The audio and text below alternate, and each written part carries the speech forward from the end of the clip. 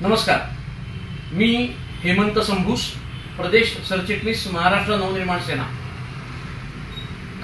काही दिवसांपूर्वी म्हणजे अगदी 6 दिवसांपूर्वीच आम्ही पुण्याचे पोलीस आयुक्त श्रीयुत अमितेश कुमार व अन्न व औषध प्रशासन विभागाचे आयुक्त तुकाराम मुंडे साहेब यांच्याकडे गुटखा माफियांवरती कारवाई करा यासाठी निवेदन दिलं होतं.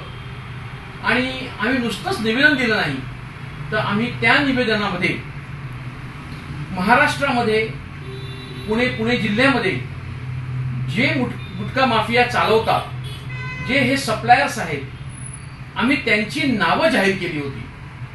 आम्ही नावं जाहीर करून नुसते थांबलो नाही, तर ते जे गुटखा माफिया आहेत ते कोणत्या प्रकारचा ब्रँड विकतात आणि संभाव्य त्यांची ठिकाणं कुठली आहेत हे देखील आम्ही पुण्याचे पोलीस आयुक्त आणि तुकाराम मुंडे साहेब यांना त्या निवेदनामध्ये म्हटलेलं आहे. आणि आनंद आहे, महाराष्ट्र नवनिर्माण सेनेच्या या मागणीला आज यश आलं आहे.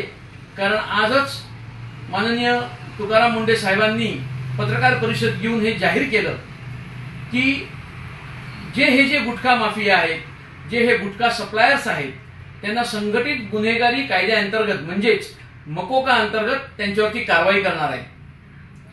ही कारवाई जर झाली तर नक्कीच महाराष्ट्रामध्ये अवैध पद्धतीने जे गुटखा माफिया हा गुटखा विकतात त्याला आळा बसेल आणि त्यातून लहान मुलांपासून ते मोठ्यांपर्यंत जे अवैध पद्धतीने गुटखा खातात, ज्यांच्या या गुटखा विक्रीमुळे ज्यांचं आज जीवन बर्बाद होतं, अशा याला आळा बसेल अशी मला आशा आणि अपेक्षा आहे.